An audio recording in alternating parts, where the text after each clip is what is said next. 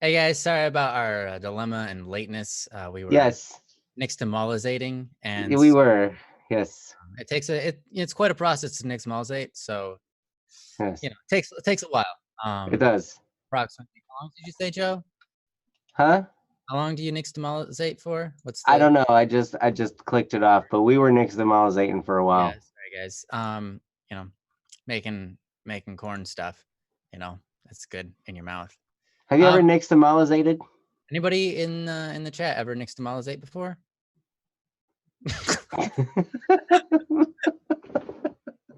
Close, close. Nixtamalizate. Yeah, that's right. Nixtamalization. Hmm. Nixtamalization is the process of nixtamalizating. Quite honestly, I mean, does anyone want to argue that?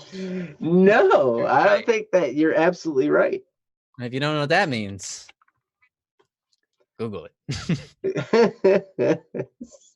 Silly obs. Yeah. So, yeah, welcome everybody. Thanks for joining us and waiting for us. We appreciate you waiting and being patient with us as we get off track and talk about nixtamalization before we actually stream. Yes, And those of you who like tortillas of any kind experience the result of nixtamalization. that's right. Does that include corn chips? Yeah, well, they're tortilla chips. Yeah. Well, there you go. Tortillas. So Look it up. Princess It's easier. very much enjoys the process of nixtamalization, uh, as does everybody. I mean, who doesn't like corn chips? I know. And who doesn't? I mean, Or tacos. or tacos, right? Or Taco Bells. Next time you have tacos, you can be like, thank God for nixtamalization. It's I love great. tortilla. I love tortilla chips too, Everybody will be like, what? especially Oh, especially they still love it. of the Dorito persuasion. Ah, The purple bag. the purple bag. The purple bag. What's the purple bag? I've never had that. It's like sweet chili or something like that. Oh, that would be good. There. They used to have these Dorito, the taquito ones. No. I think they're called taquitos. Yeah, they're like the corn chips, but they just roll them up. Oh So they yeah. and they just roll them up into like these little circles, and then Yeah. they a lot of times they do like chili lime, but they used to have this one. It was called Dynamite, and it was like just a really great assortment of spices. And it was the best Dorito thing I've ever had. And I would buy it from the store, and then they stopped selling it, and it's like, well, we stopped selling it because this lime one sold better. And so we went with the lime one. And I'm like, that's stupid. Because what happened was everybody bought one of the lime one just to try it. And they didn't even try it's kind of like when you go to a restaurant and you're like, hey, what's the most popular thing on the menu? Doesn't mean that the popular thing is good. It just means that a lot of people ordered it. A lot of Mhm. times people go to a restaurant only one time in their life. Like that's the way most like I mean, think about the restaurants you go to that, a lot of times you just go there once and you order one thing. And so one thing becomes popular, it doesn't mean it's good, right? So, yeah. Anyways, Dorito got rid of its dynamite taquitos and I was sad. That is sad. Yeah. Master Leia has a fun fact for us. One Very less serious. Malizate. Very serious topic. Do you guys know that the 1000 Iceland sauce doesn't Islands. actually from 1,000 islands? No, I never even thought about that. I honestly think Thousand Island consists of ketchup, mayonnaise, and sweet pickle relish. Yeah, it seems pretty close. I think that's about right. Did you say mustard? No, ketchup. Oh, I was gonna say, wait, that's not right. Okay, ketchup. Yes, ketchup. I Ketchup, think mayonnaise, ketchup, mayonnaise, and and sweet relish. pickle relish. Yeah, yeah. And then tartar sauce is Miracle Whip and relish, or is it mayonnaise and relish? It's mayonnaise and relish. Okay. Tartar. Yeah, but tartar sauce Which doesn't have cream tartar in it, does it? which tartar sauce is creamy. Cream of tartar is powder. It's powder. Yeah. Tartar sauce. No tartar in it. No. Cream of tartar. Not cream. What? Oh my gosh. We have gone off the rails like Yeah. Welcome to very Don't early. It's great. No one's worried. Except for maybe you. And if you are, that's why we're here.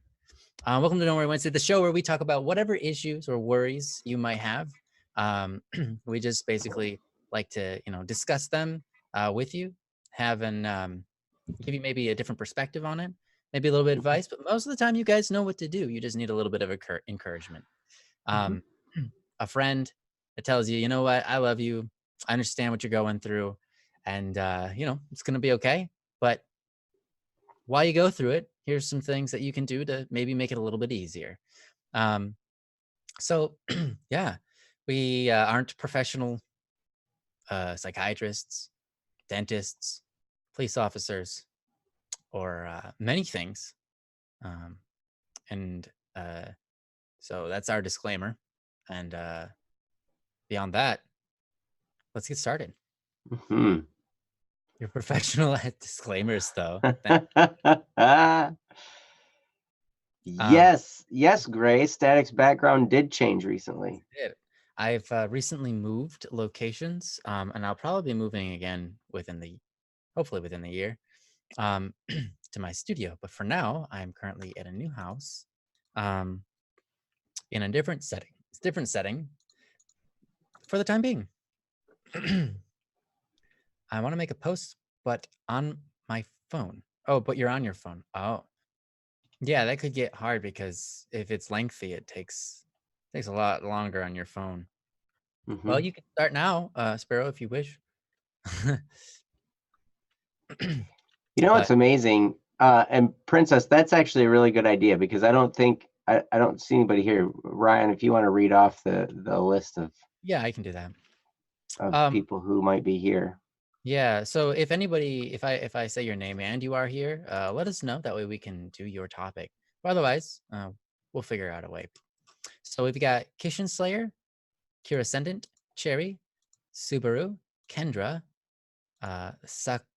Sakayuka, Taiwan, Akil, 15th Ghost, Purple Husky 8, Random, Bree, Rose, Karma, Sunryosuke, Bakugo Lover, Amira, Nathan, and Nux. Yes, and I too want Detective Cereal. That's a great idea, Matthew. Me too. If it ever existed, I would buy 2 boxes. One I would eat, and the other I would save and sell it on eBay in 70 years after I die. There kind of already is Detective Cereal. Oh yeah? It's called Brand Buds. It's a mystery why people would buy it.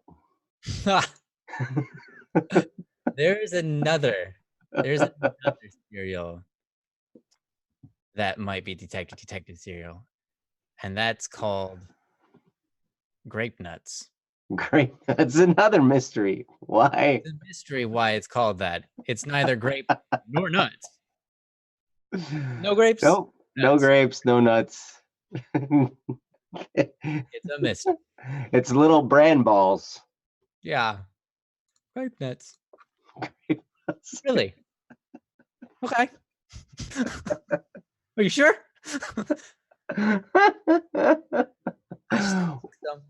What? And so, okay, well, let's talk about this. What kind of cereal would Detective Cereal be? Would it be marshmallow cereal? I don't think so. Although I do like marshmallow cereal. I don't know what it would be.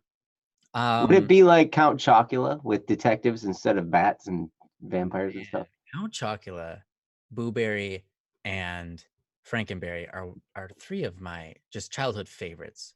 Ooh. But because the detective wears brown, yeah, it just screams like a maple flavor. So like maple flavored marshmallow cereal. Oh, that could work. That could honestly work. With bacon bits. Are bacon bits naturally preserved? I think they are. Yeah, because they're just like soaked in salt. That could work. That's pretty good. Expensive. I don't know how bacon is in milk. It would make the milk salty. I don't know about the bacon. Princess says no bacon. Although it did just make me curious. What would it be like to put bacon in yogurt? Because I don't think bacon would work, but bacon and yogurt could probably work because it works with like ice cream, right? It does. I had a maple bacon sundae one time. Right. And it was really good. Right? Cheese and bacon go together. Mm-hmm. Why not bacon and yogurt? That's something that I think there's something to that. Let's try it. We're going to do that actually we're going to start doing food tests on Don't Worry Wednesday, or maybe we'll just do it on the BSS channel. We'll do the food test, where we test different kinds of food. That's a cool idea for a show. You know what? And that's the fun thing is like, I love making up new recipes that don't exist and trying things that other people won't try. So yeah, absolutely. That sounds like a great idea. Yeah. And we could score it and be like, guys, try this. Or yeah, don't try that. 0 to 10, I would give this a don't try it.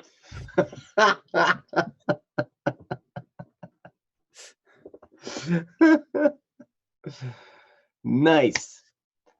Princess is using our names with the @ sign. We should focus and start. With a question mark. It's kind of like a statement, though. With a question mark. Yeah, what if you candied the bacon? Then would it work in cereal? It would definitely work in yogurt.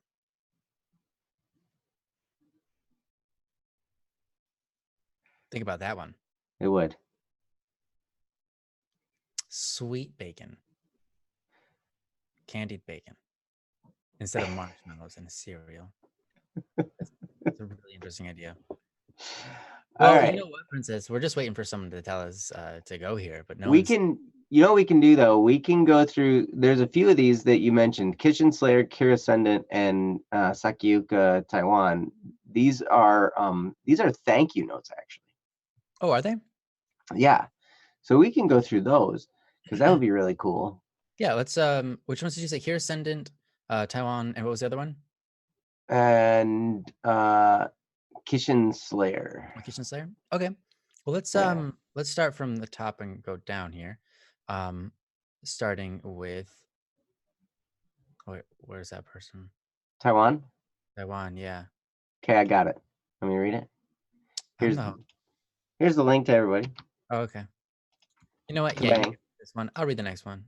Okay. Princess Yellow, why don't we read our thank you notes? That's a great idea. We should totally do that. Great idea. I love it. It was Princess's idea, actually. If you was it? Up, you can see it. Yeah. Oh, okay. I'm great idea. So people don't actually hear. Oh, it's fine. Yeah, great idea, Joe. Great idea. Yeah. Oh, Jesse thought of it? Nice. Sorry. Yeah. Thank you, Princess. Wonderful idea. Go for it, Joe. Okay, so this is from Sayakuya, Taiwan. Sayakuya. And it says, Don't Worry Wednesday is an amazing event hosted by Static P. I would like to thank him so much for helping all of us in every way he can. Thank you, Static P. P.S. I'm trying out that new condenser microphone. I think you made the recommendation of the Mic Tech. Ah, nice. Which is a tremendous microphone. It is. It is a wonderful microphone. I'm using it right now. Yes, I had the opportunity to experience firsthand the brilliance of the Mic Tech microphone. Yeah, they're pretty impressive. Mm-hmm. Moving on. Yeah. Oh, by the way, you're welcome. Thank you so much. Obviously, props to Joe as well. Giving his wisdom and input. But yeah, you're welcome. It's really cool that people also go out of their way to say thank you.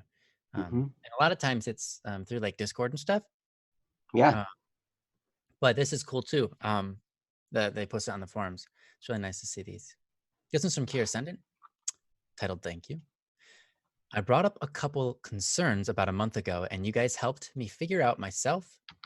Sorry, you helped me figure myself out and get started on patching things up. Now I'm in college again, happily maintaining a job and meeting new people. It hasn't been easy, but I've been listening a lot to Aiko's song in Criminal Idol when things start breaking down. Thank you so much. To everyone else, their advice really works. Heed it well. Awesome. That was very nice. Yes.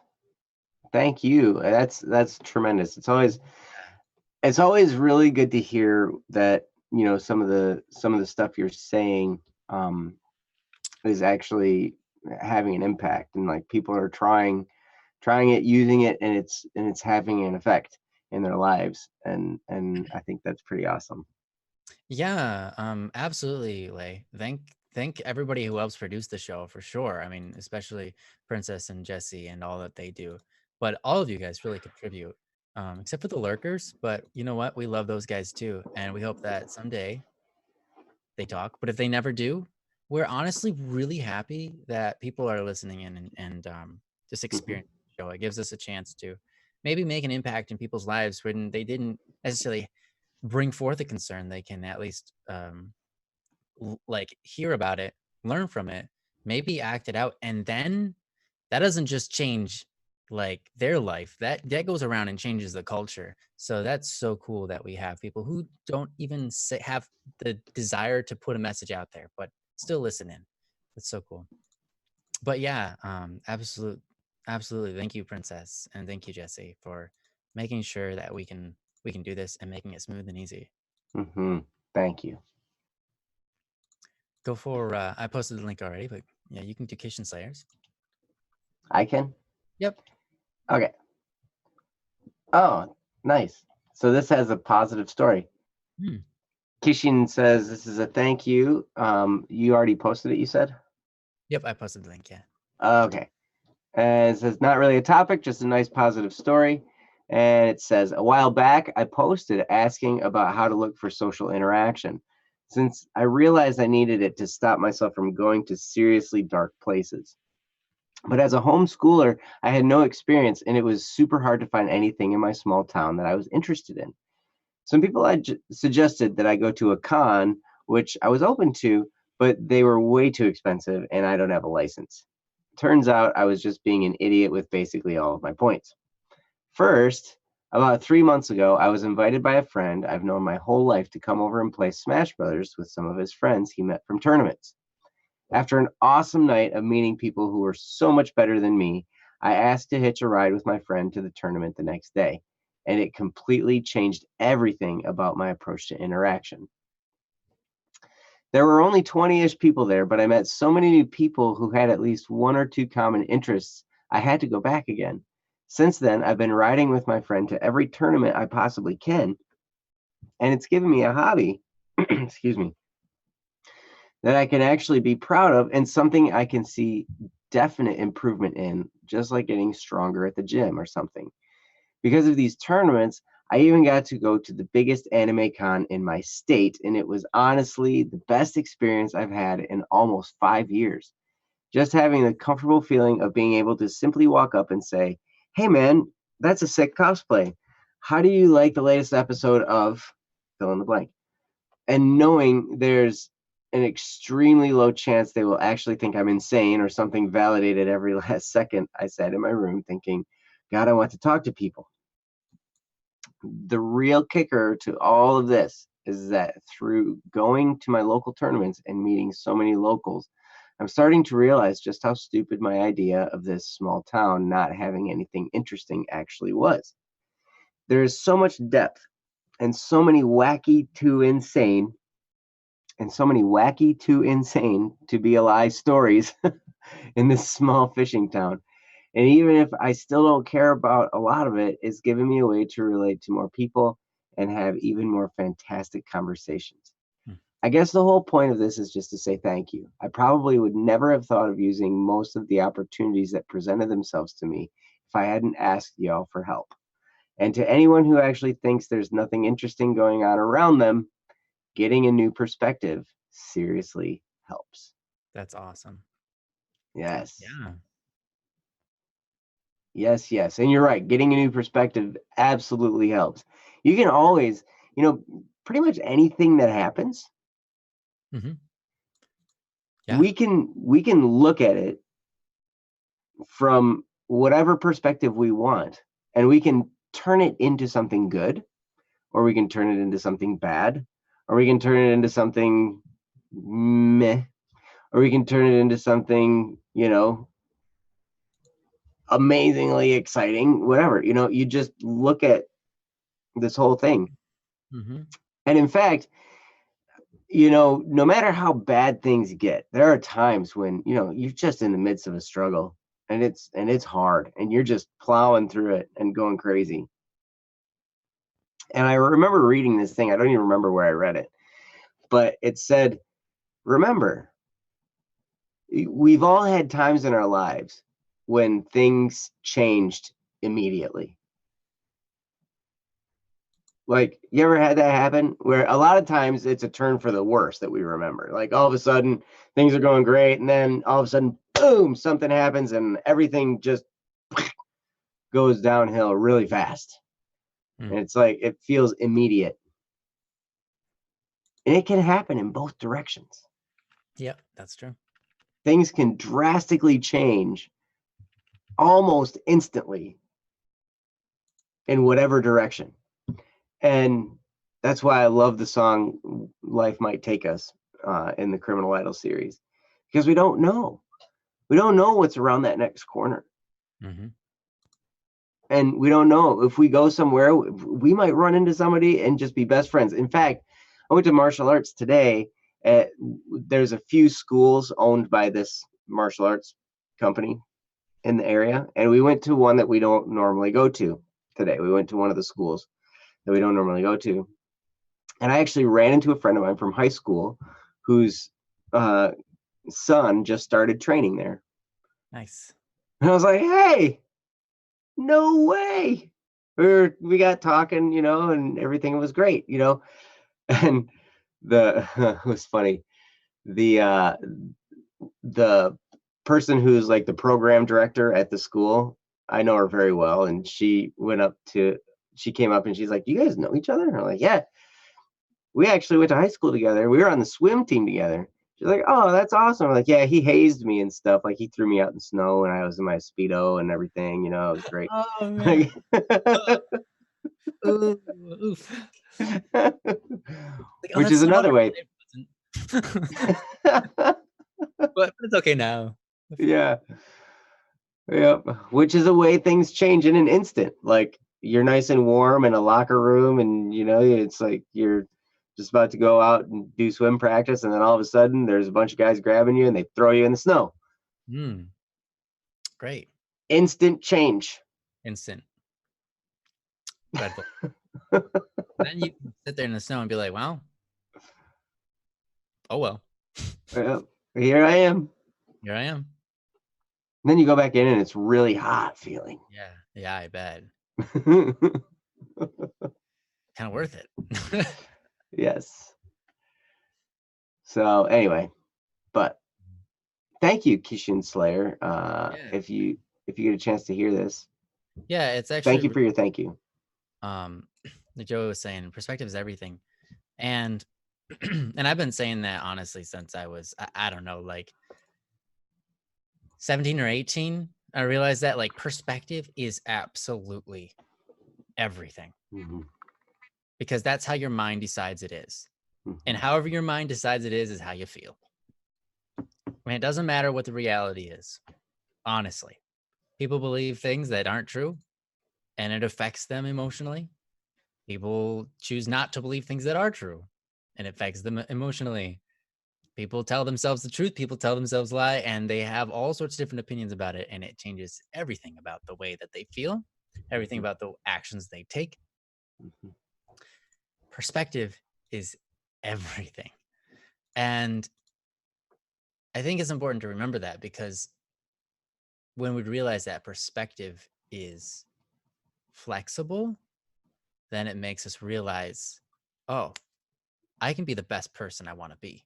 It's not a matter of if I'm good enough because I am.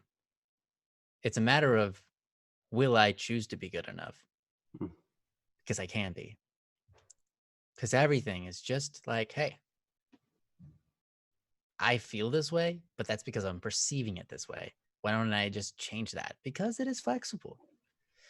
It's interesting.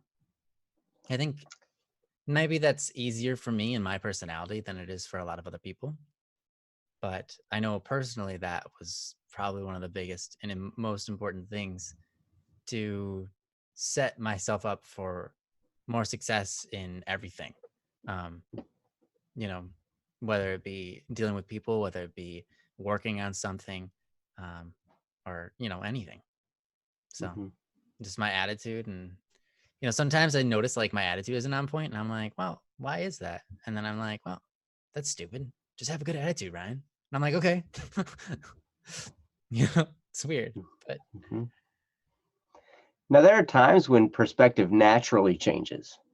hmm. Like sometimes our perspective just kind of naturally, progressively changes over Oh, yeah. time. Like for instance, I recently tested and passed my test for my brown belt, and that's a whole different perspective than when I was a white belt Hmm. Oh, yeah. in Taekwondo. Like I remember, and I remember looking back on that, and I'm like, wow. I looked down and I remember seeing brown belts when I was first starting, and I was like, I really have a lot of respect for those people because they've stuck with it for that long and everything like that. And now you naturally go through the course, and then here I am, and now I'm holding my brown belt and putting it on, and I'm like, wow, this is like, I'm not a black belt yet, but still, I'm like a few steps away, and I think back, and I'm like, wow, you're so that's one way that your perspective can just kind of naturally progress, right? At the beginning of something and then years into it, you have a totally different perspective just naturally. But I love how Ryan is describing this, because your perspective truly is a choice. you know I mean, here I am, I got my brown belt, I can look at it in a few different ways. I can be like, wow, look at how far I've come. And I'm like, Mhm. I've been here for a lot of classes. I've sparred a lot of people. I've broken a lot of boards. I've done a lot of forms. There's all kinds of stuff that goes into that. And I can look at it like that, or I can look at it like, ah, I should be a black belt by now. I know other people who got their black belt this fast. It took me Mhm. longer. You know, so there's way different ways I could choose to look at it. Mhm. And the key, as Ryan was discussing, like you should always try to look at things in a way that empowers you. Like when Ryan was describing his uh like his attitude being off, and then asking why that was, like, that's a very mature thing to do, because then it sets you on the path of discovering a way to look at things in an empowering way, rather than just being defeated and having a bad attitude about it. Mm. you know Yeah, yeah. so it's so important to remember that, especially, and it's hard when you're in the middle of the Oh, yeah, yeah. challenge. I think for me, it became really easy because I was humbled so many times. Mm. By that, I mean humiliated, by my brother, because my brother was smarter than me, and he is, and he probably always will be, at least for a lot of different things. Um, which is great because I get to utilize that knowledge when we work together on all sorts of different stuff, right? It's super cool. But, I'm Mhm. growing up and I realize, my brother's always like basically showing me that I'm wrong about something. And at some point I just realized like sometimes I think something, right? I have to tell myself I could be wrong about that. And that actually I've noticed and learned a lot from Joe and my brother both doing that, Mm. and asking themselves that. And then I try to basically replicate that or do the same thing and just say, hey, I could be wrong about this. So let's kind of just go with that. What if I am wrong? And really look at what I'm thinking.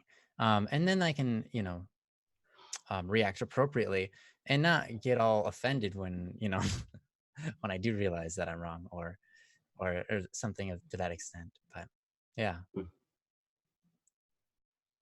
Yep. It's an amazing shift in your mentality when you start to think, I could be wrong. Yeah, it's like you have to say, I could be wrong. And there's nothing wrong with that. And it's There's okay. nothing, It's okay to it's be okay. wrong. It's okay to be wrong because now you know and now you can change it. It's not like you're wrong on purpose. People are Right. just wrong sometimes. Exactly. I heard a guy talking one time and he said, if you have a thought that's like your thought, like you have this thought. Have you ever thought a thought and then thought that that's a wrong thought? Most of the time, you don't. No, you always think something and you're like, well, that's right because I thought it, like Yeah. and so you think when you think something, you think it's right. But then you challenge that perception by saying, ooh, I might be wrong about that. And then this Yeah. whole universe opens up to you. Like you just it like Yeah. expands. Like, wow, if I'm wrong about that, what else might I be wrong about? And then it's like, oh my gosh. It No. might have been the same talk that you're referring to, but I remember someone saying from stage, people are so quick to agree with themselves. Yeah. And it's true. It's just like, it's like I had a thought and therefore I'm right. Yeah. Like people will disagree with themselves because they, it's just naturally human to do that. But to take a step back and be like, wait, I'm human. And be like, it's okay if I'm wrong here. What's Yeah. the truth? It look for that. Yeah, it takes, honestly, it does take a lot of humility. And it's no one does it every time. Everyone No. everyone messes that up. Yeah. So. In fact, I can remember when I would be wrong, I would be so upset with myself. See you later. And so I was not doing what Ryan was saying, which is saying to myself, it's okay if I'm wrong. No, that never crossed my mind at all. It was always Right. like, oh, I'm not wrong. And then it's like, and then I find out I totally was wrong. And then I'd be depressed about it for like a week or and a half or 2 weeks or something like that. I'd be like, oh, I was wrong. That reminds me. Joe, you were right and I was wrong. Your eyes, actually, I looked at the mastering file for it because I opened it up in a player and I was like, that is weird. So I looked in the mastering file and it was missing the first like 8th note of a measure.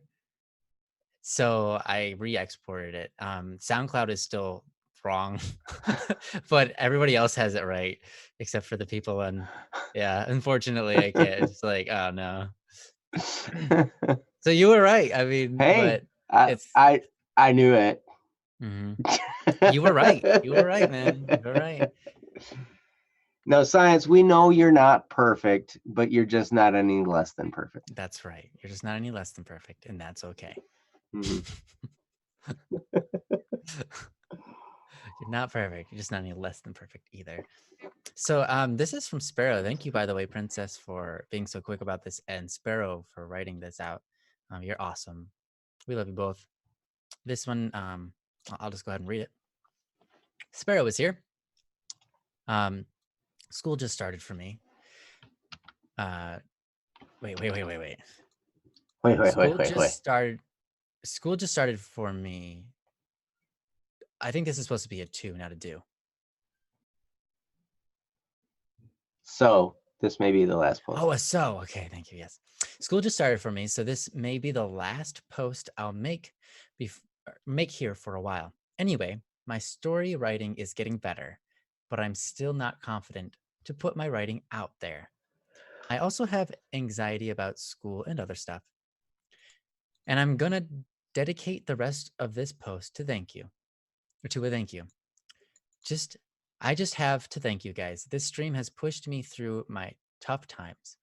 I found this stream after one of my summer activities, and I've watched every stream since. I just got to thank you. Sparrow is gone. Well played.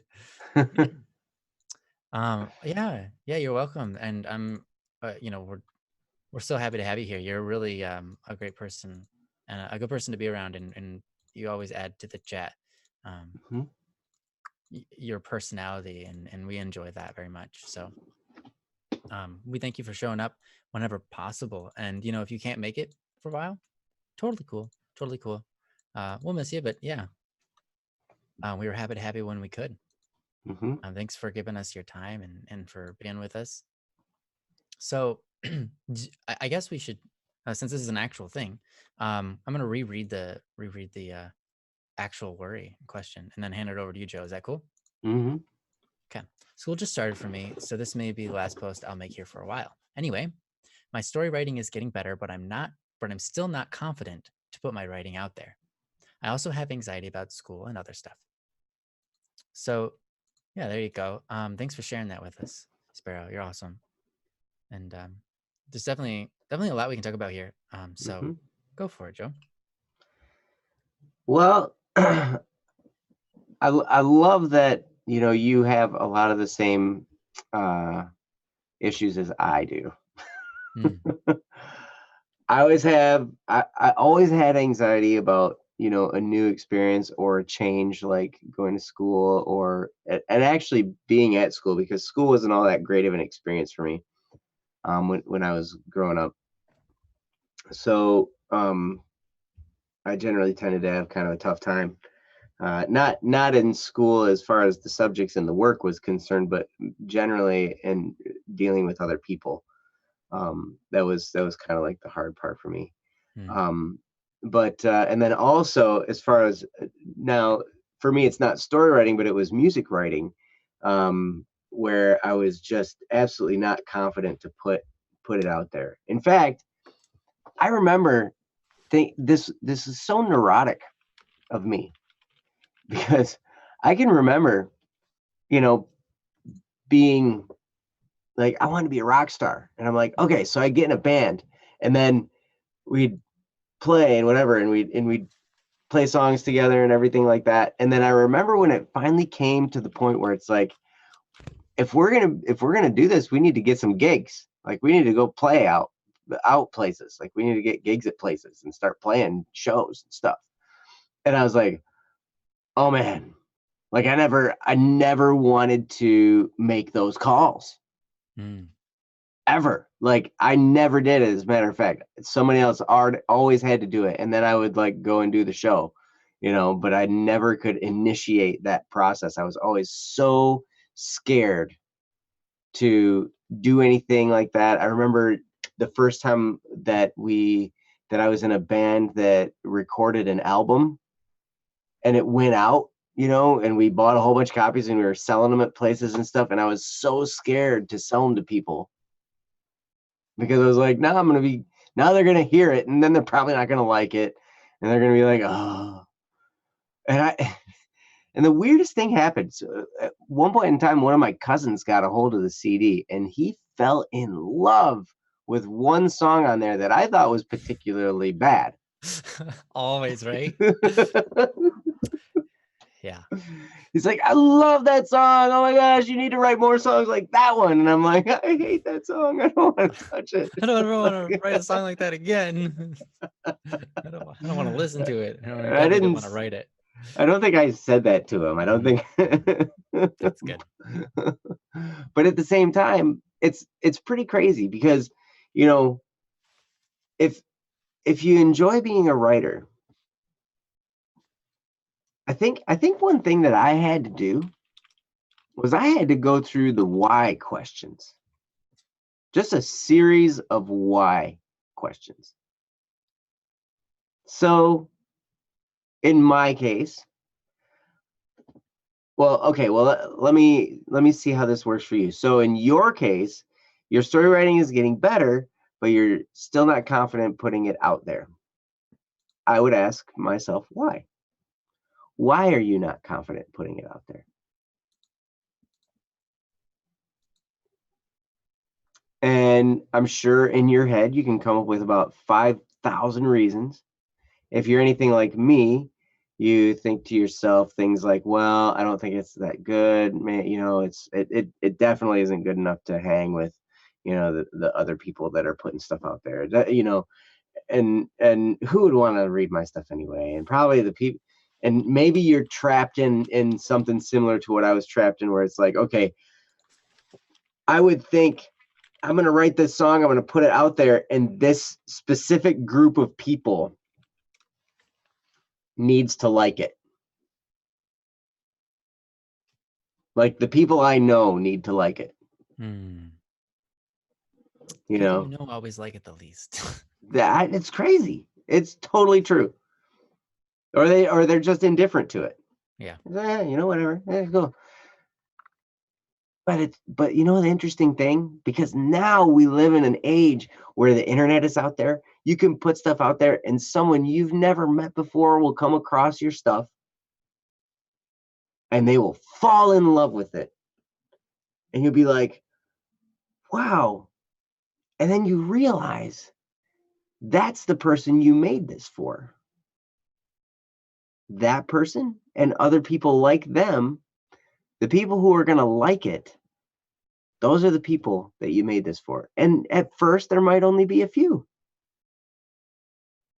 I remember when Static P's channel didn't have 180,000 subscribers or something ridiculous like that. Mm-hmm. I remember when it had like less than 100.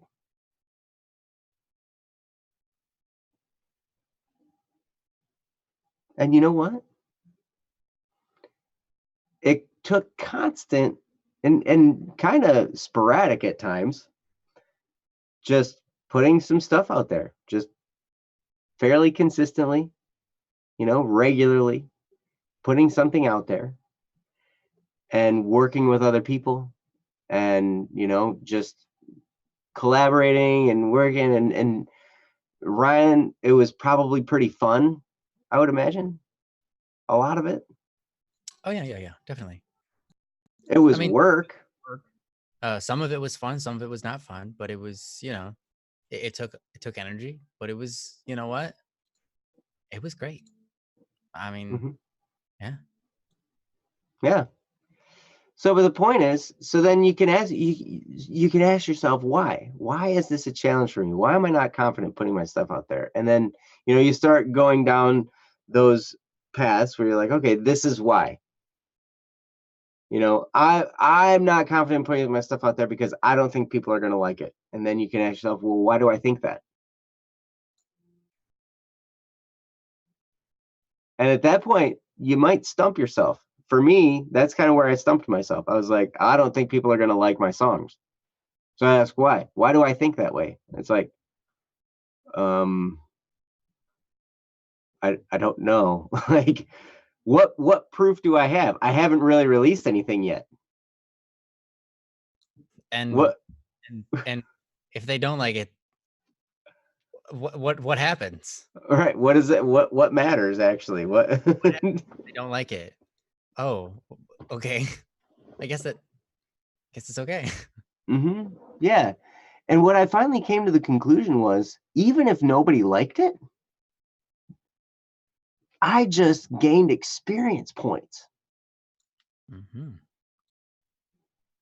by actually doing it and putting it out there. And even if it was completely ignored by the rest of the world, which I think, I don't know what I would rather have. I think I would rather have a bunch of people listen to something and criticize it and hate it than just completely ignored. I think, but even if I put something out there and it's completely ignored, I still gained experience just from creating something and then making it public. That is a huge accomplishment. And something that I would wish upon anybody who creates anything, that they would have a vision for something to create and then go through the process of creating it and then make it and fall in love with it. and then learn to hate it because you've been at it for so long, and then you can't stand it anymore. And then it's like, I just don't even want to listen to it or look at it or think about it anymore. And then all of a sudden you put it out there, you make it public, and then it kind of takes on a life of its own. And you're like, well, there it is. Mm-hmm. And now I'm learning a whole new area.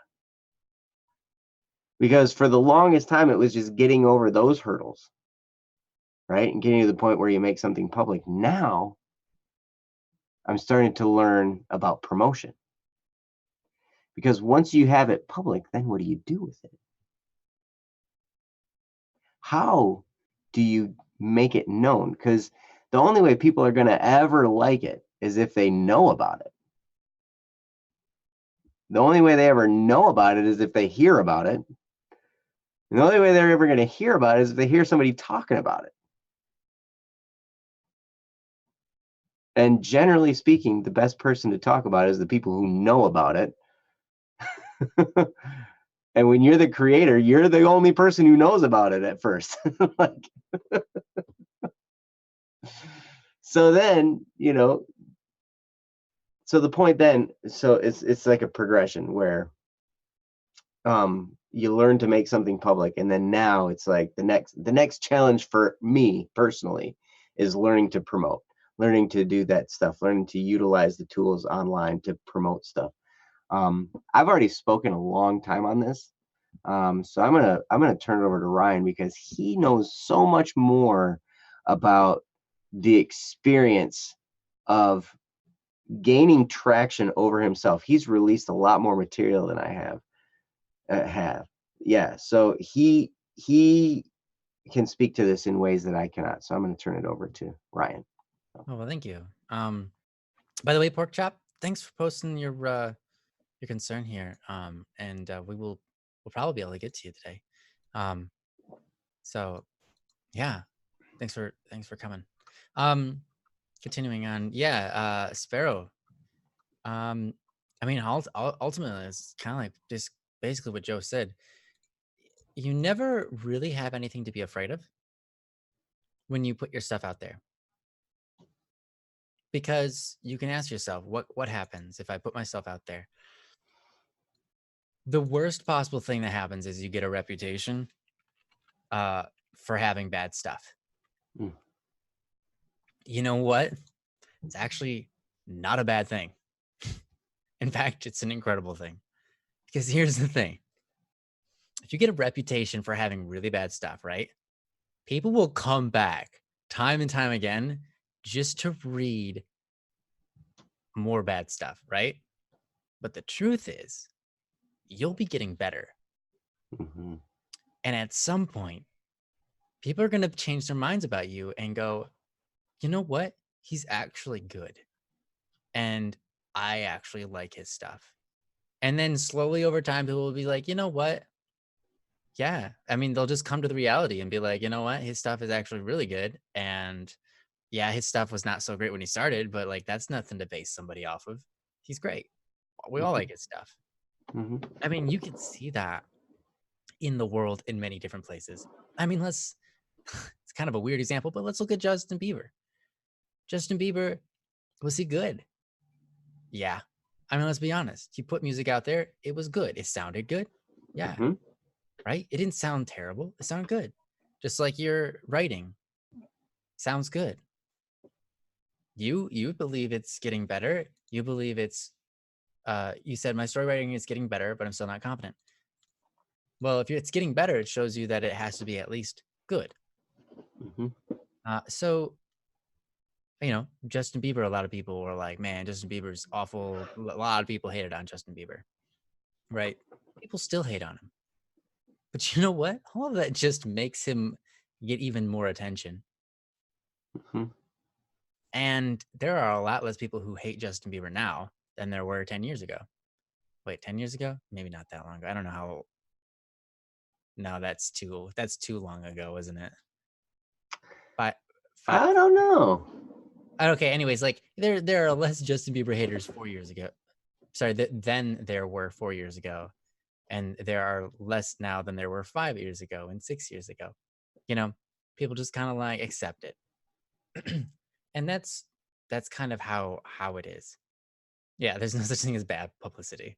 Um, so worst case scenario is actually pretty good. Um, and then, you have your mediocre scenarios where people just don't notice it. They don't know anything about it. Well, then it doesn't really hurt you to put it out there. It's just like nothing happened from it. And Mm-hmm. doesn't mean you got any pain from it or, I think that when it comes to putting out your stuff or anxiety in general, I think Joe's approach, logic, is a really good way to try to solve those. But I think also um, courage and hope, and faith in what's the word? Not just yourself, but in your um, what's the word? Um, Improvisation. How good are you at dealing with something? Um, that's a matter of improvisation a lot of times. How am I going to deal with this? It's just a question. And you can set yourself up for that. You might ask yourself, okay, if that happens, what do I do? If that happens, what do I do? But you might still be anxious. However, you can figure out that no matter what happens in life, you're going to be all right. You'll figure it out. If you can be confident that you'll just figure it out when it happens, then you've lost your entire sense of anxiety. I am confident that I can just figure it out, whatever it is. I can just go with the flow and I can retain a good attitude through it all, right? If I go with that mentality, the idea of anxiety becomes extremely foreign to me. My mind doesn't even comprehend or understand why that would be an existing thing. However, if I start to lose confidence in my ability to perform when something happens to me, if I think, oh, I'm not good enough, I don't know how to deal with that, I don't know what that's like, I don't know, then comes anxiety, right? But if I'm simply confident that whatever comes my way, I can get through it. And I get to choose my attitude along the way. Because that's just a choice, Mm-hmm. right? If I realize that and I maintain that faith and strength in myself in that, then anxiety never shows up, right? So, what I would say, the best cure that I can think of to any anxiety about school or about putting your stuff out there, right, is become good and confident at your improvisation skills. And honestly, you've already got it. You've been improvising your entire life and Mm-hmm. you're alive today. You haven't died, which tells me you've at least figured some stuff out, right? Mm-hmm. You've figured out how to live this long through entirely off of improvisation. Pretty much. You go by the moment. Each moment is its own and you figure it out along the way. Maybe you're anxious because you've never made a phone call before, like Joe was bringing up. But if you go like, yeah, I've never made this phone call before, but I'll figure it out along the way. Just make the call. Like I've seen myself feel like, oh, geez, I've never, I don't know what to say. I don't even know what I'm doing here. Like someone else asked me to make this phone call. I don't even exactly know what they want. But if I just stop thinking like that and I just type in the numbers and then wait for them to pick up, and I'm just like, hey, so yeah, this is what I know about the scenario, and I'm just trying to call you to get, basically someone else told me to call you. So yeah, and just wing it, right? It all works out. It always all works out. Mm-hmm. And even if that phone call ended up in just like, yeah, you'll just have to call me back later when you know more information. Cool. Easy. Right? Now it's done with. There was no reason to be anxious because nothing happened in the end. It was okay. Right? So I think that it's important to just believe and know. You don't have to like it's weird to say believe in yourself, right? It's so stereotypical and cliche. You don't necessarily, I mean, you don't necessarily have to try to figure out how to believe in yourself. Just look at yourself right now and say, I've made it this far. Of course I can continue moving forward. Duh. You know? Hmm. So just do it. You know? And I think that um a lot of times that's what gets you over those anxious situations. Um but yeah, that's really all I have to say. Um did you have anything else you wanted to add to it, Joe? Well, I did see something important that Haley posted on here. It made me think of something. Yeah, yeah. Haley just posted, sometimes you have to start small and build up your confidence. Confidence can go a long ways. Having confidence and believing in yourself would be a great step to success. That's so true. And I can remember dealing with trying to build a skill or the confidence to do a certain thing, you know. And what I would do was I always looked at, I kind of envisioned different hurdles.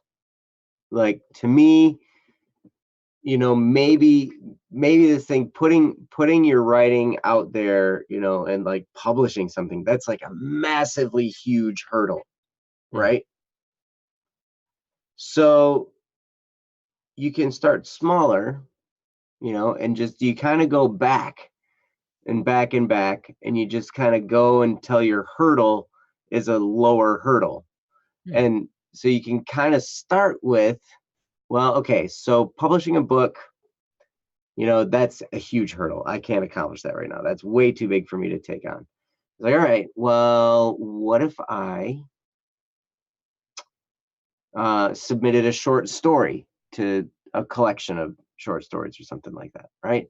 So that's something you could do. And then maybe that's too big. It's like, all right, that's too big. Maybe what I could do is start a blog of like fiction or something, like maybe that, or maybe that's too big of a hurdle. And if that's too big of a hurdle, then maybe, you know, just just a blog post, something that you've written and created that can then be put out there. And you can take it all the way back to an email, sending an email to somebody, mm.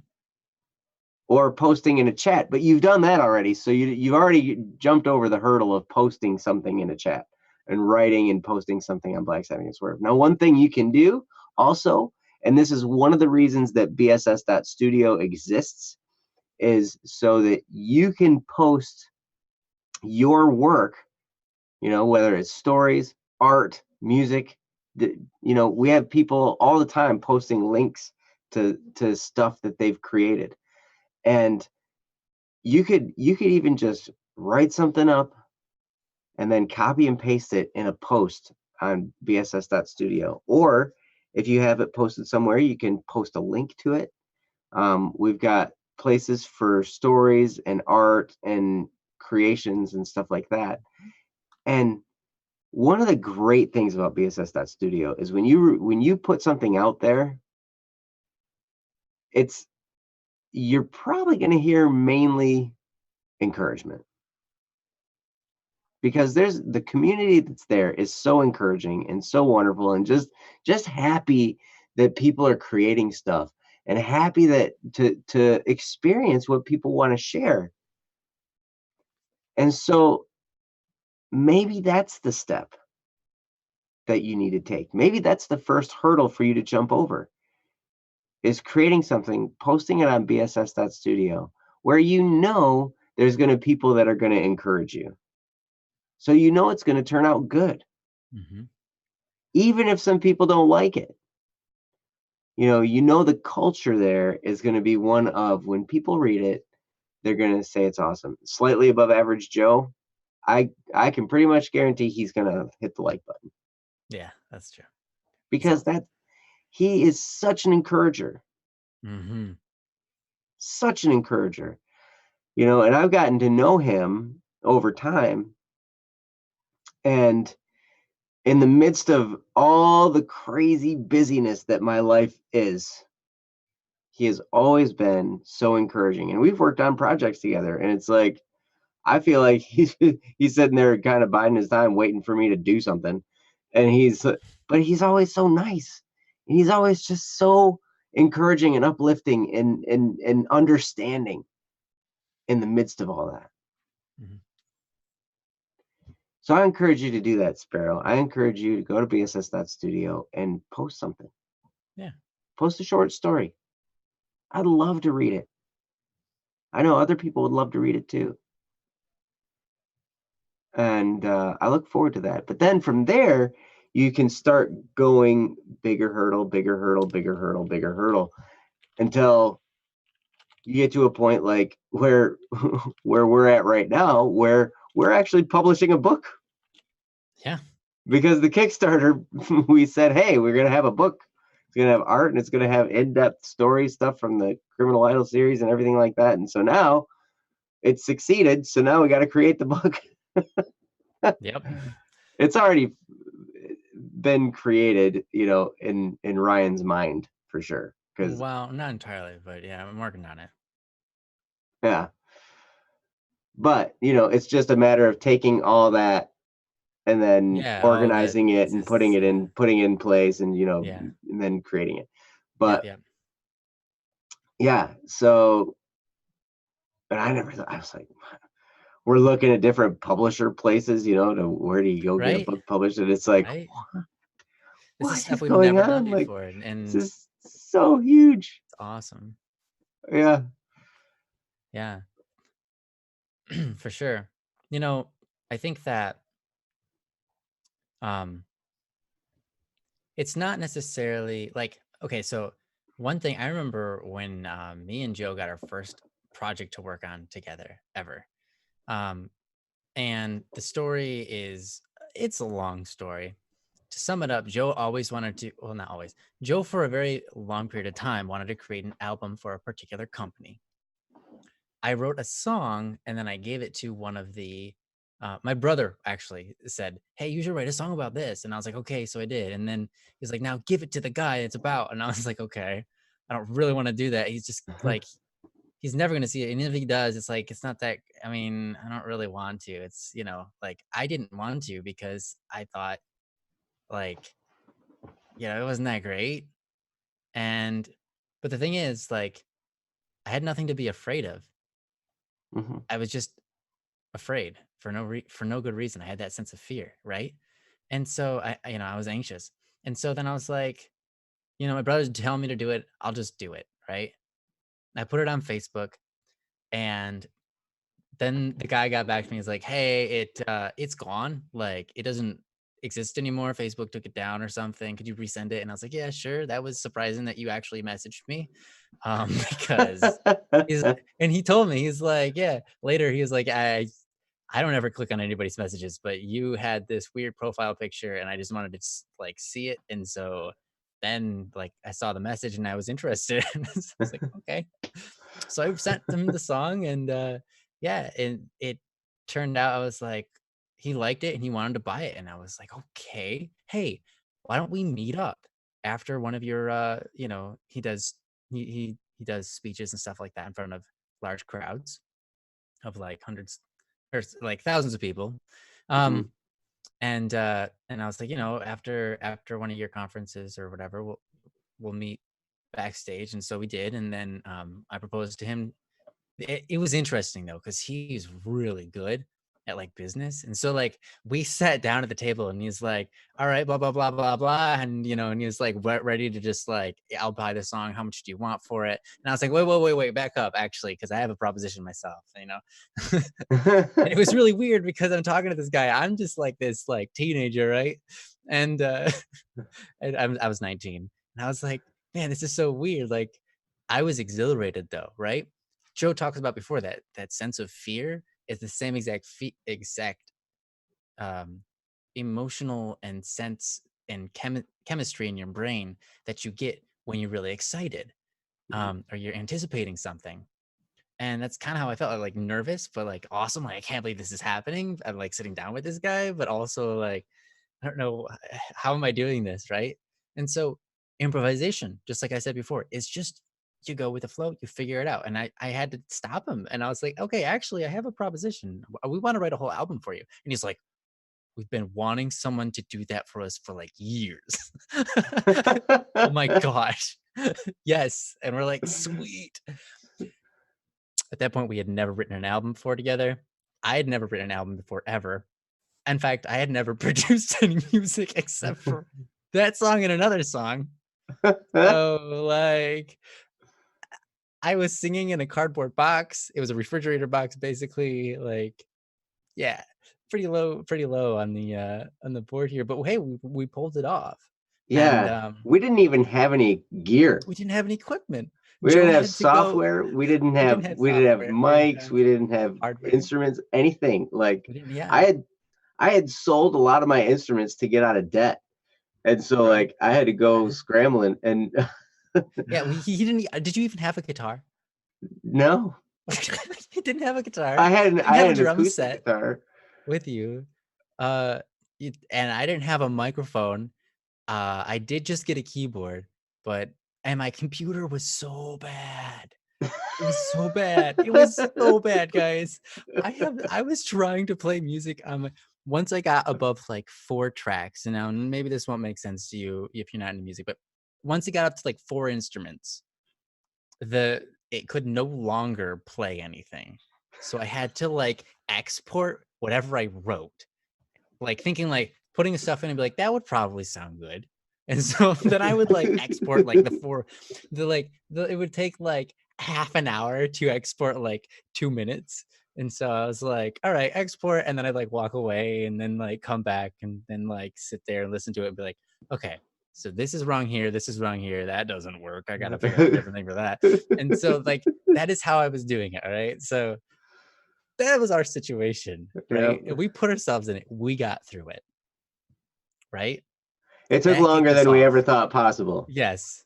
That was the quote that was given to us. It was written on the album. They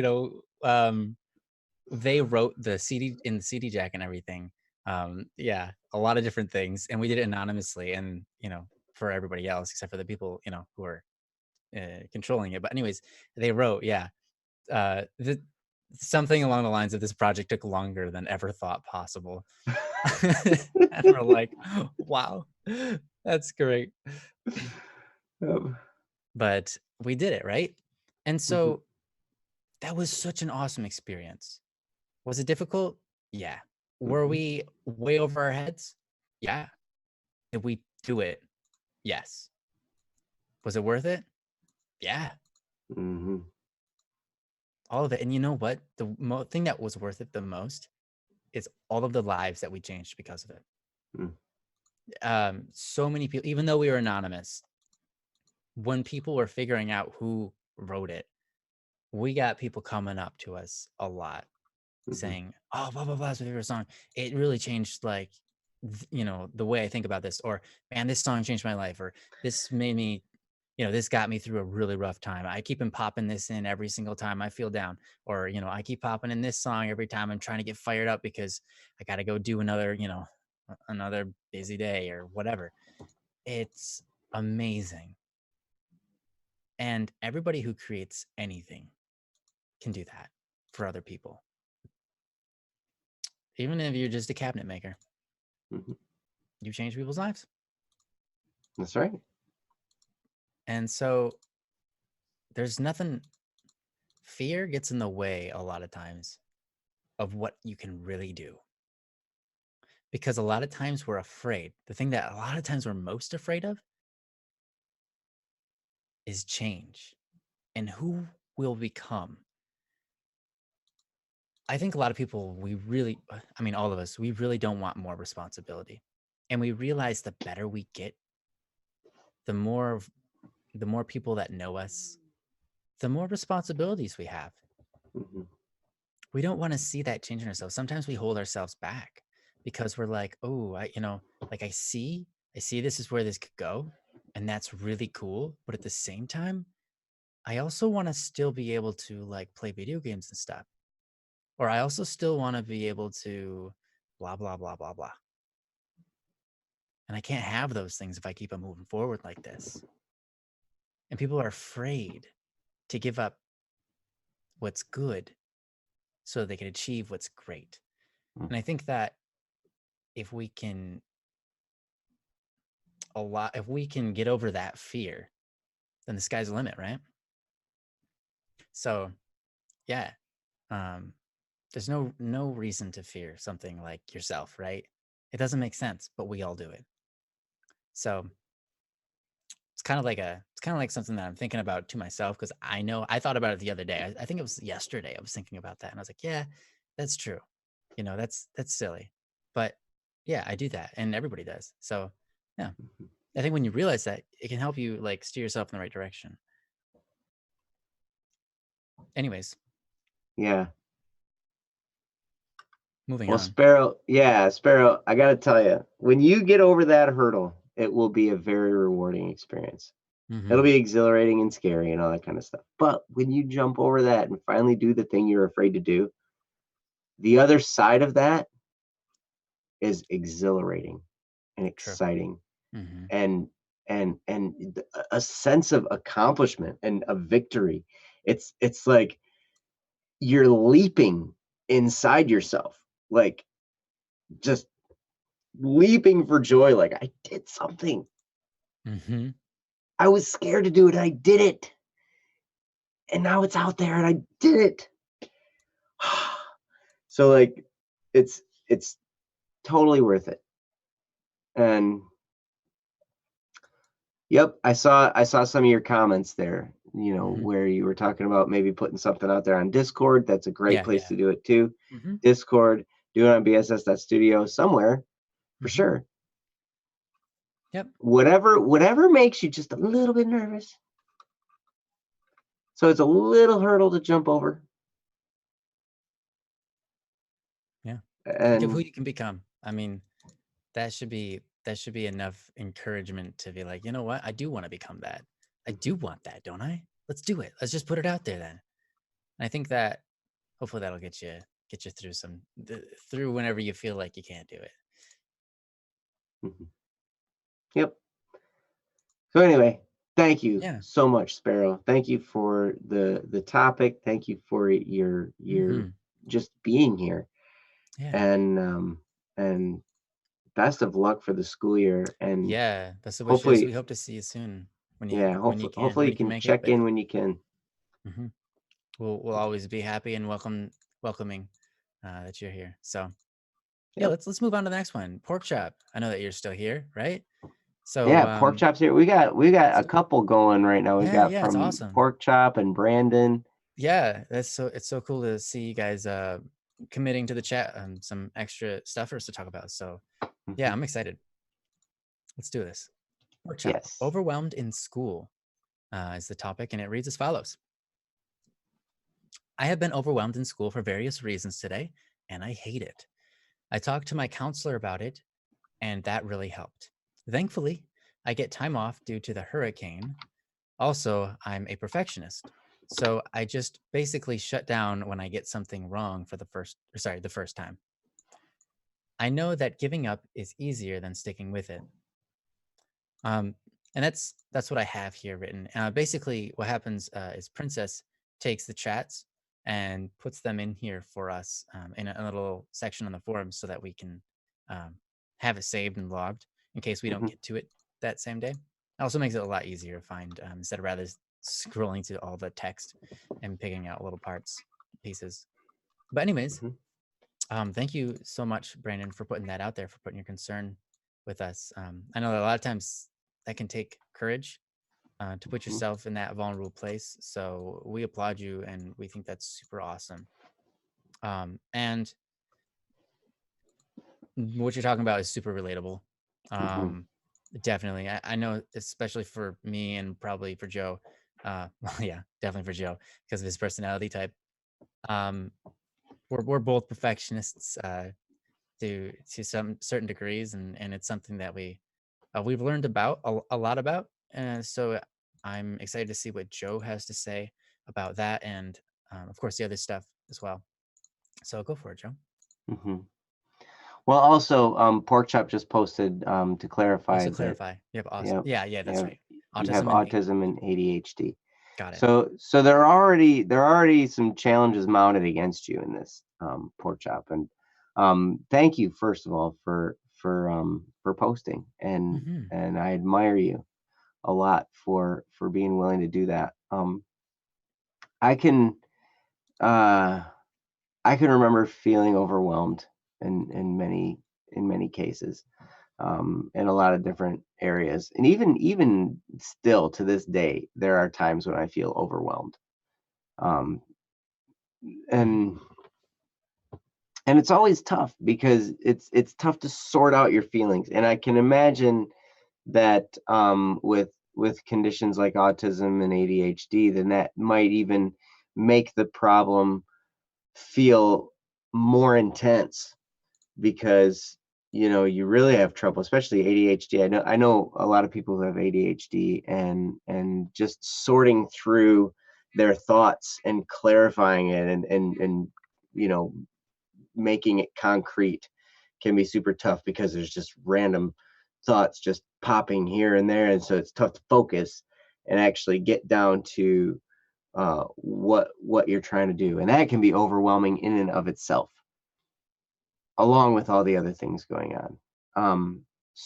But one thing that I'm glad you did is talk to a counselor. Hmm. We are not professional therapists. That some of what you're dealing with goes outside of my realm of expertise, especially the medical conditions and everything like that.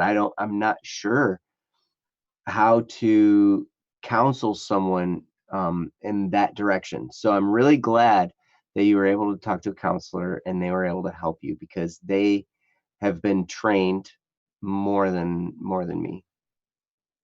I can tell you this though.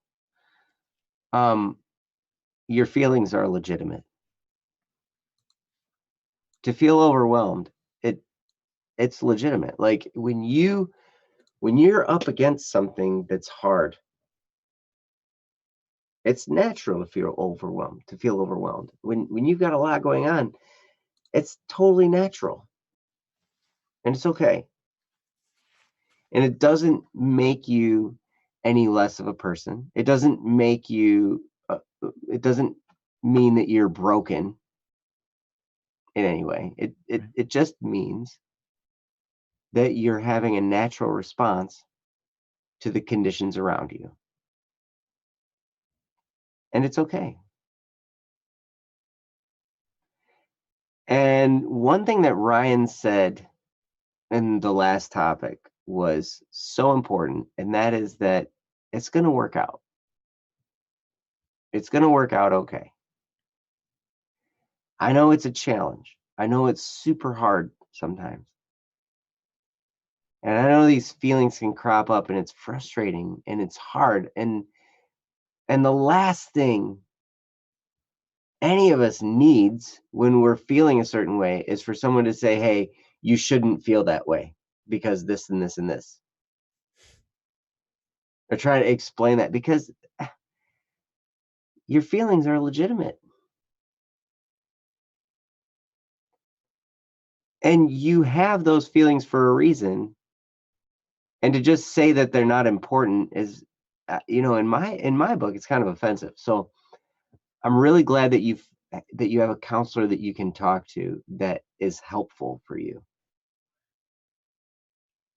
And I would say continue if you can to see that counselor. Now, you're getting some time off due to the hurricane.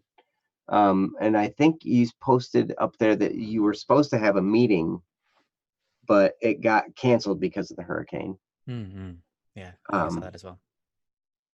so hopefully that can be rescheduled. I'm sure it can. I'm sure that it's just, Mm. a little setback here. Um, and yeah, and it's going to work out. So here's the thing about being a perfectionist. And also shutting down when you get something wrong the first time. I've done that so many times. That was kind of my mode of operation, because I would take great care to make sure I got things right the first time, that if I ever got something wrong and had to do it over, that was so discouraging to me that I wanted to give up. And just like you said, giving up is easier than sticking with it. You're absolutely right. Giving up is easier. It's like, okay, well, I'm not worried about that anymore. I give up. But one thing that you miss out on when you give it up, when you give up like that, is you miss out on the win. I'm not saying life is all about winning, but it feels good to accomplish. And I remember a guy saying one time, the more painful the struggle, the harder the struggle is, then the more glorious the victory is on the other side. The better you feel about it. If it was really hard and you had to try again and again and again and again and again, and you failed again and again and again and again and again, and then finally you get it and you get it figured out, that moment when you get it is such a beautiful moment in your life. And I've had times like that too, where I was just like, I cannot get this. I just do not understand it. I can remember different techniques in drumming were that way. Where I would hear somebody play something a certain way and I'd be like, they can play it. It's possible that it can be done. Why can't I do it? And I would try it and I would mess it up. And I would try it again and I would mess it up. And I would slow it way down and I would try it and I would mess it up really slowly. Still messed up. And then eventually, and then sometimes it would take weeks of sitting down for a while. I wouldn't devote my entire practice time to that one thing, but I would still take a little bit of time every day and I would try and fail. And then when I got it, it felt so good to get it. Mm-hmm. So when you give up after trying something and failing the first time, you really rob yourself of some really great feelings down the road. And you also rob yourself of some personal growth. And you rob yourself of proving to yourself that even with autism and ADHD, you can still function and you can still do things. You can still make things happen. You can still overcome things, because you totally can. Even with those. Some things might be harder. I also know that in the case of autism, a lot of people, I don't know very many people with autism, but I do know a few. And they are like absolute geniuses in some areas of their life, like different aspects of their life. They're just so genius. But there are other areas that they're not as good at. And so, it can be hard in those areas. But the areas they really, really know, they're so rock solid there. It's incredible. But I bet you can do this, Pork Chop. And rather than rob yourself of the personal growth and the victories and the really good feelings that come with the victories, maybe try one more time. So when you're ready to give up, and this can be like we were talking about before with a small hurdle, maybe say, okay, I'm going to move from trying once. If I don't get it right the first time, I'm not going to give up. I'm going to try one more time. Just one. And then I give myself the freedom to give up after that.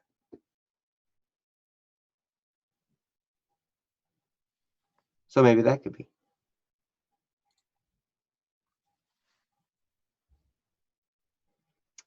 And eventually, you might say, you know, that wasn't all that bad to try it again, even though I messed up. I'll try another time. And you always have the freedom to give up again. You always have that reserved for you. But you also have the choice where you can say, I can try again. And there have been things where I'm serious. Like I've gotten to the point where I just got this whole mentality where it's like, all right, I know two things for sure in regard to this situation. One, I'm going to try again. No matter how many times it takes, I'm going to continue trying. And number two, I'm going to fail at it again. Like that's what's programmed into my brain sometimes. Like, but I've just got this stiff upper lip. I'm like, I'm going to keep going. I'm going to try again. And you know what? I'm going to fail again, but I don't care. I'm going to keep trying. And then I keep like banging my head against the wall, trying and trying and trying and trying, but then failing. And then something happens in your belief after that. It's like, you know what? I'm a really hard worker. I think eventually I'm going to get this figured out. And then that opens the door just a crack to say, you know what? I think I could figure this out. And then that little sliver of belief in yourself can blossom into something that then you see yourself overcoming and overcoming and overcoming. And you're like, hey, I don't care how many times it takes, but I know I'm going to get it. So I'm going to keep trying until I do. And then eventually you can get to that point. So I've talked for a while. I'm going to turn it over to Ryan, and he's going to say some brilliant stuff. So get ready. Well, yeah, because the first thing I'm going to say here is something that comes from Joe. And that is this. It's actually right along lines. I don't know if you're still here, Brandon. Excuse me. Right along lines of things, something you were talking about.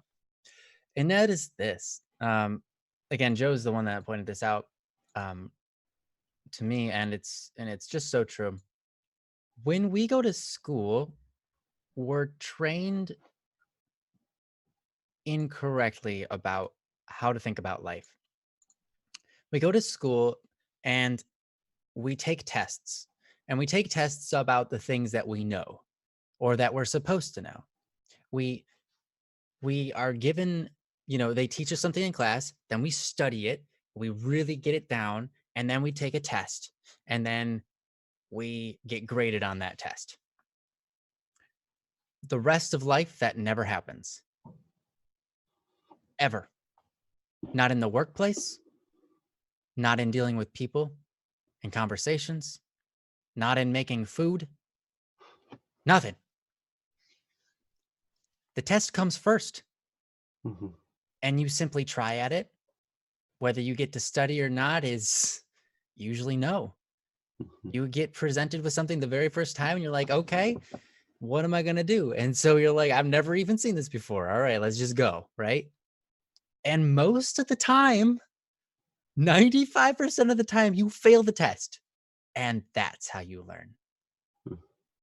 But the thing about it is, no one's grading you except for yourself.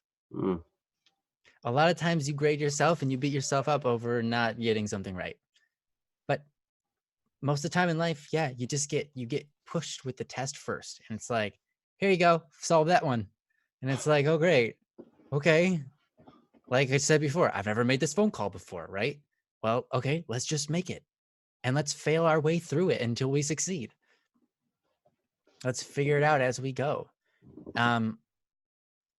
And so school kind of programs our minds to think that we have to get it right every time, or we're going to be scolded, or we're going to get a bad reputation, or we're going to, look bad, or we're going to fail a grade and have to be held back and never move forward.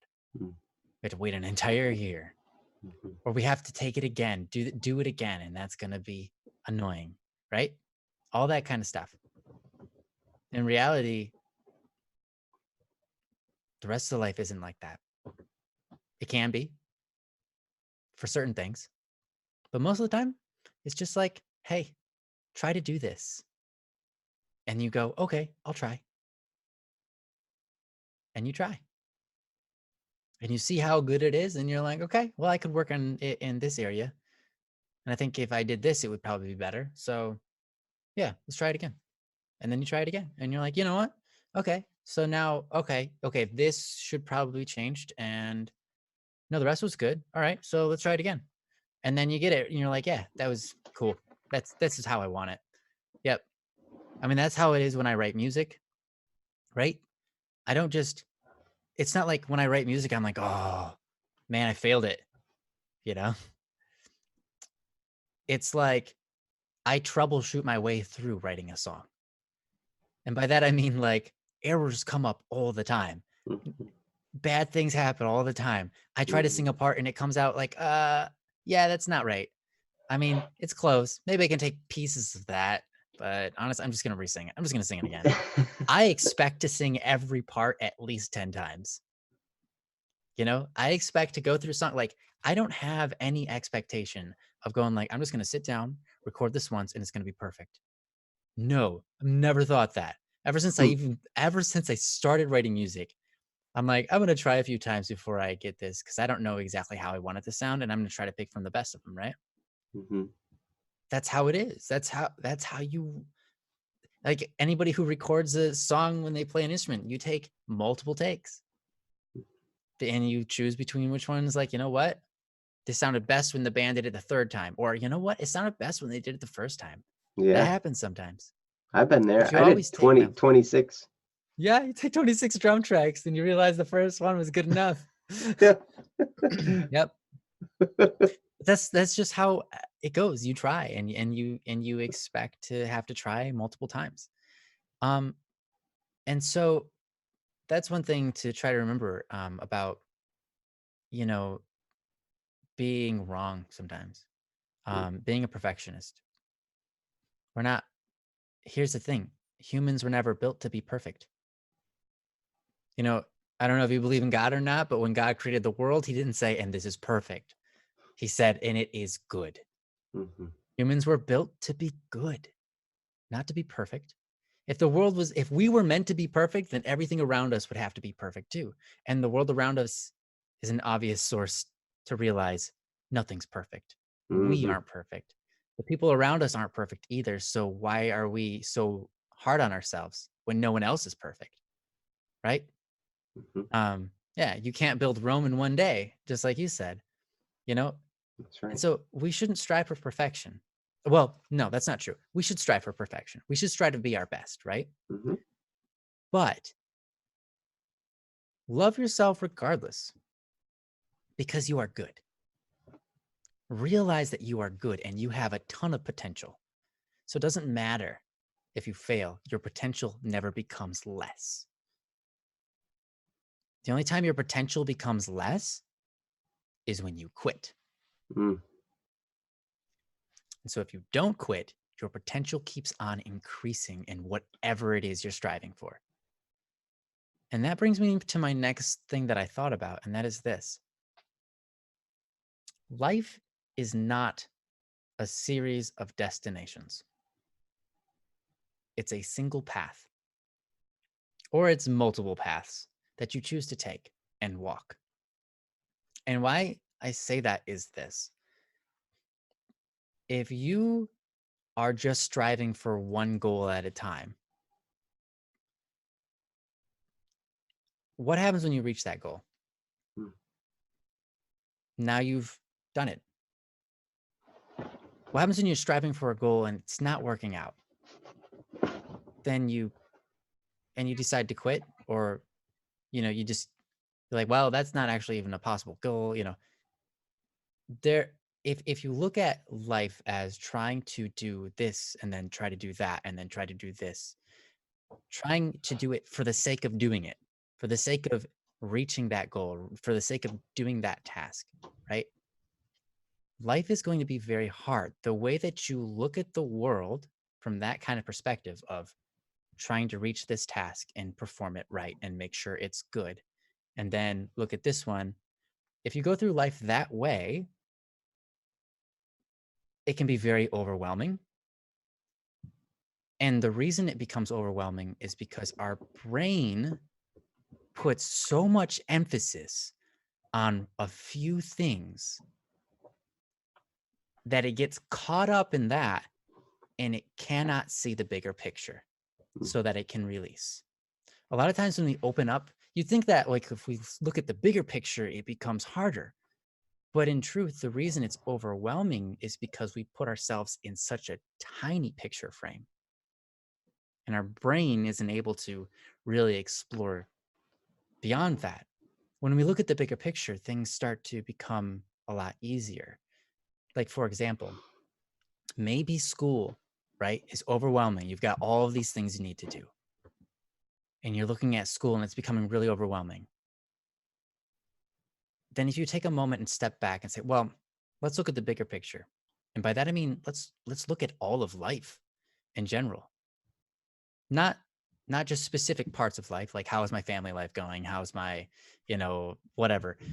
Not just that, but like look at life in general and say, okay, so life, what do I want to do with my life? Well, I want to do good. Is this so important? Is what I'm doing in school right now, this specific thing, so important that the rest of my entire life depends upon it? No, it's not. Because you know what? Let's say I fail it. Let's say I fail so hard I have to take this class again. Life still goes on. I'm not dead. I'm still growing as a human being, an individual, still getting better at other areas of life and the area in which I'm taking the class. As I look at the bigger picture, I start to realize these things mean a lot less than I'm making them out to be. And then I'm no longer overwhelmed. For me, a lot of times when I look at the bigger picture, again, I don't know if you're religious, but I look at God and I say, what does God think of all of this? Is God so worried about me succeeding in this test? Or is he worried about me and who I am? Because this test doesn't define me. This is just a test. Right? We look at the bigger picture. It makes it a lot easier to take life not in series of tasks, but as a path. For me, I think it's a lot easier to look at things as a path because here's the thing. When I look at the tasks, then I just say, oh, that's just something I need to do in order to keep down this path that I want to keep going down. And that's easy. I just look at it and say, oh, that's just something I have to do to keep on the path that I'm going. The path doesn't end at this objective. This objective is just a part of the path, right? And I can keep, and it makes the objective mean a lot less than the path. An interesting example of this is when you have something like security, financial security, right? When you are aiming for financial security, when people in general in life, if you look at anybody who's an adult and they work, if their goal is financial security, like meaning they're able to pay their bills, they straddle that line. Sometimes they can pay their bills, sometimes they can't. And it's just like a back and forth every day kind of thing. Like, this is hard. Because you've set the finish line and you just keep on wavering around that. You've set the finish line at financial security. But when people go, you know what? I'm aiming for something above financial security, right? Financial security is just a stepping stone for me to do way better things. Then when you come to that point of financial security, you don't stop. You don't go, oh, I've made it. I can finally settle down. Instead, you're like, yes, I made it. Now, here, okay, the next thing, let's do this. Let's do this. This is the point, you know? And then you put now you've got all of the weight, all the momentum that it took getting there, and you go full swing and you do much more and beyond. And financial security becomes a lot easier. It doesn't become what you kind of try to manage. It's something that is just there for you. And that's how a lot of life is. And so I'm trying to get something across that's really weird and hard to say, but I hope it makes sense to you. And that is, look at life as a path. Figure out what path you want to take in life. Who do you want to be? Imagine the best version of yourself. Who is that? And what kind of path does that person take? Imagine the best person in the entire world. What kind of path does that person take if they were you? Take that path and do whatever you need to do to stay on that path. Then it's not so big of a deal when something comes up and you're just like, oh, this is just a part of the path. You don't feel so overwhelmed. You're just like, okay, yep, this is part of it. I expect it to be difficult. It's a good path. Everybody's going to want this path. People are going to be fighting for this path. Of course, it's going to be difficult. Of course, this path is going to be hard. It's a good path, right? All the good things in life are hard. They're difficult. They take effort. And so sometimes teams of people's effort. Yes. Sometimes not just your own. Sometimes you have to recruit others to help you as well. Right. I rely heavily on a lot of people, especially people at PSS. So absolutely. That is so true. So I hope that helps, Pork Chop. That's kind of like all I've got to say for now. But yeah, I want to hand it over to Joe. Do you have anything else you want to add to that? Any bow you want to just kind of neatly tie it up with? I could. There's one thing I love what you're talking about as far as being on a path and having this be a journey. I love that. And one thing to tie along with that is,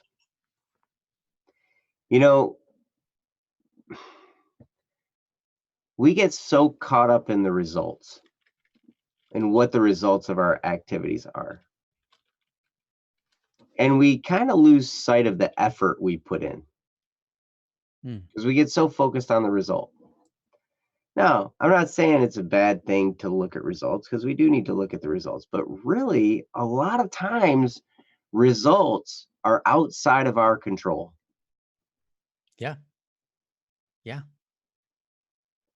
The one thing we can control is our effort.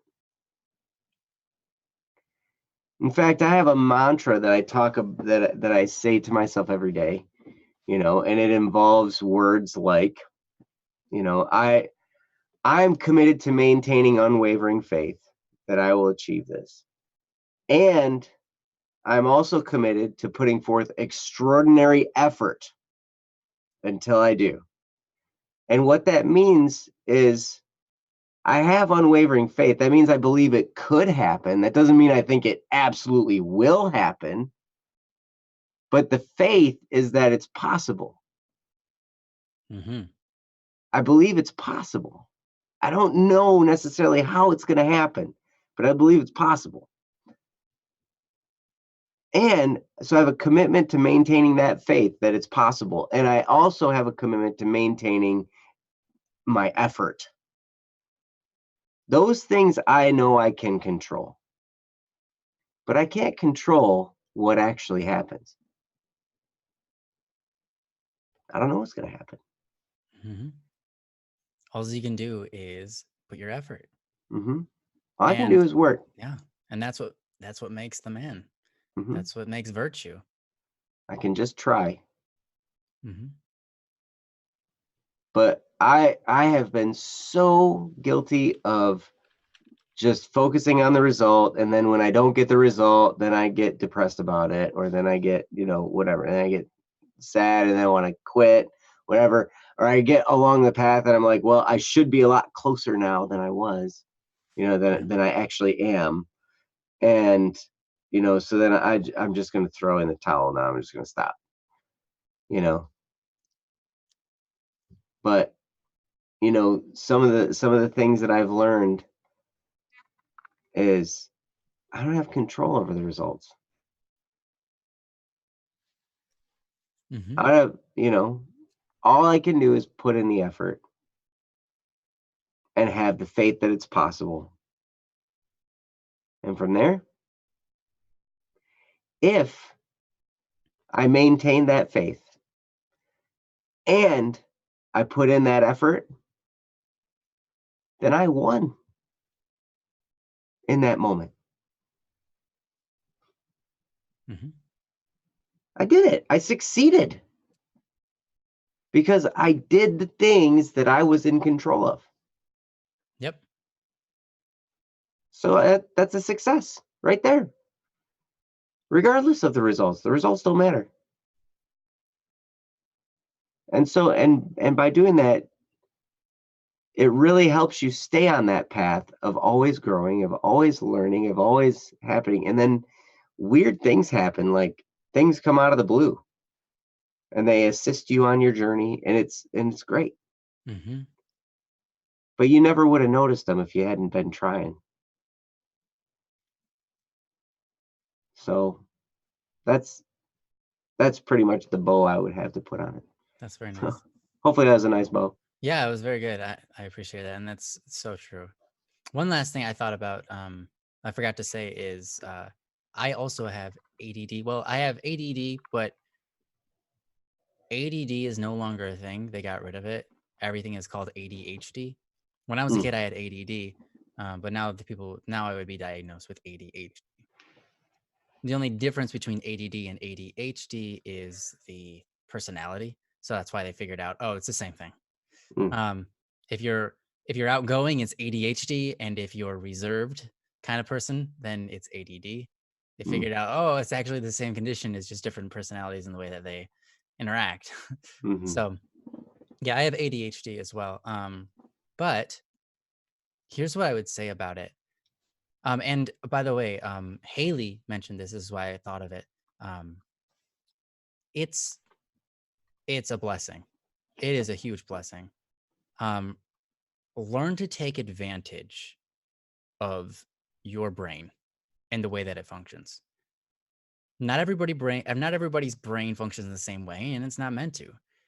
We all have things that we can add to the world around us because of whatever situation we have going on.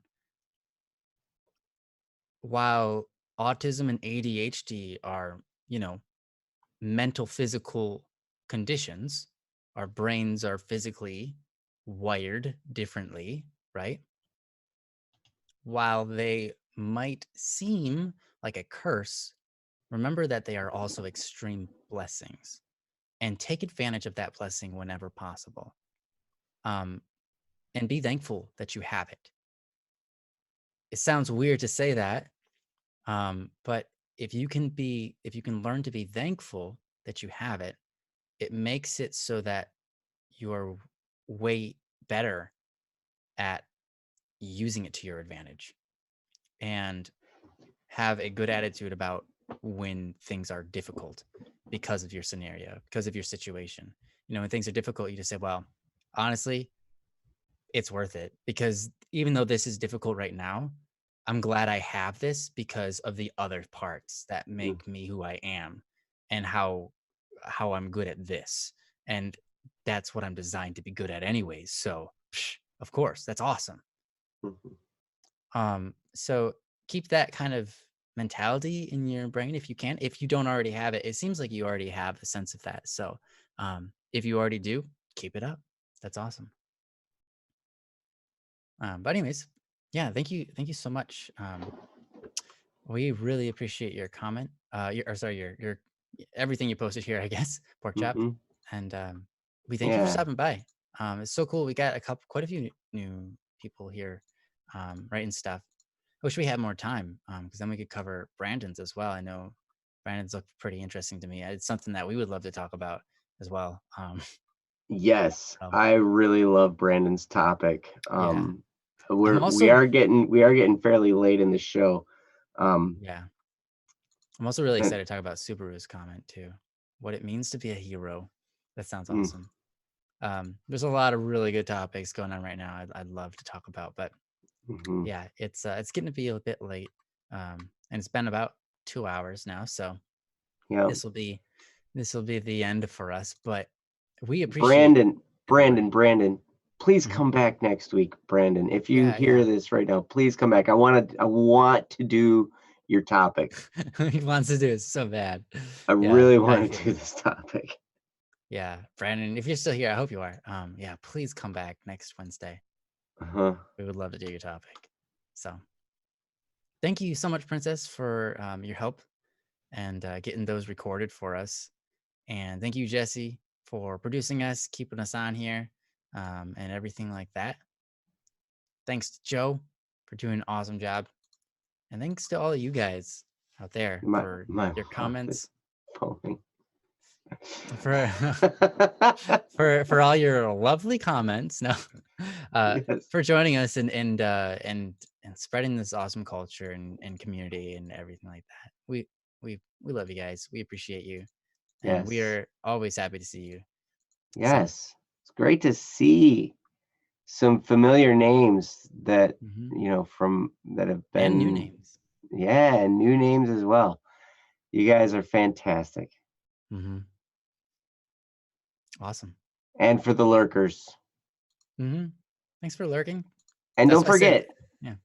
don't forget if you have a topic and you think of something, you can always send it to our email, dww@bss.studio. That's right. dww@bss.studio. And on the topic of bss.studio, go there, Hmm. hang out. If you feel like you want to share something, but you want it to be anonymous, send us the email and let us know Mhm, in the email that you just, hey, I'd prefer if this was anonymous. mhm. Um, and then, of course, just like Joe said, there's the forums. You can post it there as well, or Yep, send us a message on Discord. That works too, if you have that.